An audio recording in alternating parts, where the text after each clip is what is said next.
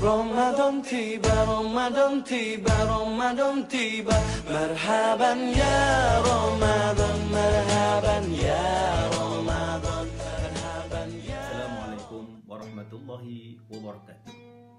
Alhamdulillah, kita panjatkan kesyukuran kepada Allah Subhanahu wa taala kerana pada hari ini kita dapat sama-sama lagi berada di dalam bulan yang penuh dengan keberkatan ini, iaitulah bulan Ramadan Al-Mubarak. Bulan Ramadan merupakan salah satu daripada keistimewaan yang dianugerahkan kepada umat baginda Nabi sallallahu alaihi wasallam. Antara keistimewaan bulan Ramadan iaitulah diturunkan padanya Al-Quran. Allah Subhanahu wa taala berfirman di dalam suratul Baqarah, A'udzu billahi minasyaitonir rajim. Syahrul Ramadan alladzi unzila fihi al-Qur'an hudan linnas. Bulan Ramadan diturunkan padanya Al-Quran sebagai petunjuk kepada manusia. Hebatnya Al-Quran, istimewanya Al-Quran, melihatnya sudah pun mendatangkan ketenangan. Apalagi dengan kita mendengarnya.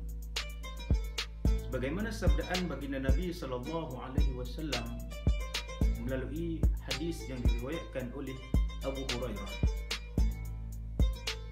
Kata Nabi sallallahu alaihi wasallam, satu kaum yang mereka berhimpun di dalam rumah Allah dan membaca Al-Quran, saling mendengar dan membaca antara mereka, akan diturunkan ketenangan kepada mereka. Dari ini menunjukkan bahawa Al-Quran perlu dibaca dan digalak untuk kita membacanya secara bertadarus. Apalagi kita berada di dalam bulan Ramadan yang menjadi kebiasaan kepada kita untuk bertadarus. Mendengarnya adalah suatu keperluan untuk kita menghayati makna-makna dan maksud daripada ayat tersebut. Maka di sini apabila dibacakan Al-Quran, maka hendaklah kita dengar, hendaklah kita diam, sebagaimana yang difirmankan oleh Allah Subhanahu wa taala, wa idza quri'al Qur'an fastami'u lahu wa ansitu la'allakum turhamun. Dan apabila dibacakan Al-Quran, maka hendaklah dengar dan diam, mudah-mudahan kamu beroleh rahmat. Para pendengar yang dikasihi, dengan hanya kita mendengar sudah pun memperoleh ketenangan, apalagi dengan kita membacanya. Ada dalam kalangan kita yang mampu membaca dengan baik, dan mungkin juga ada dalam kalangan kita yang kurang dari segi bacaannya. Namun, apa kata baginda Nabi sallallahu alaihi wasallam? Nabi sallallahu alaihi wasallam bersabda, orang-orang yang mahir dalam membaca Al-Quran akan bersama-sama dengannya orang-orang yang mulia dan baik.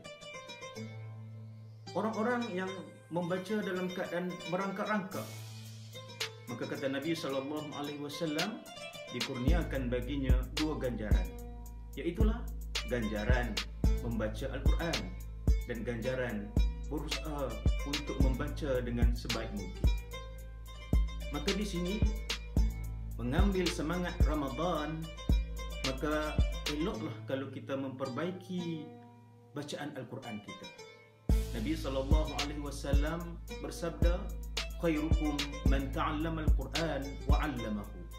Sebaik-baik kamu adalah orang yang mempelajari Al-Quran dan mengajarkannya. Bayangkan, Al-Quran yang apabila dibaca dengan hanya satu huruf yang kita baca di dalam ayat Al-Quran, sudah pun diganjari dengan kebaikan dan digandakan dengan 10 kebaikan.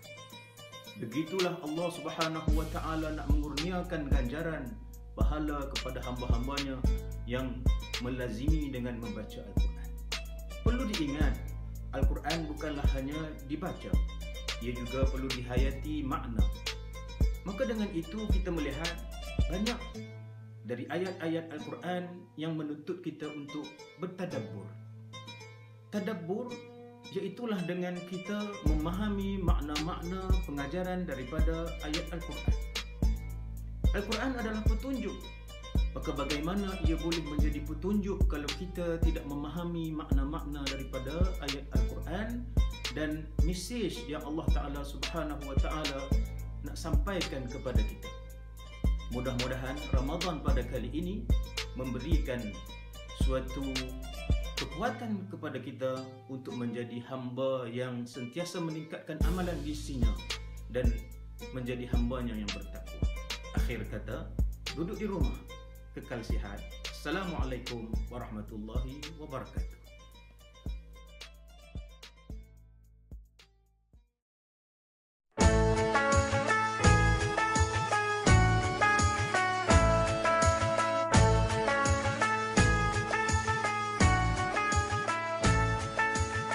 Ramadan tiba, Ramadan tiba, Ramadan tiba, marhaban ya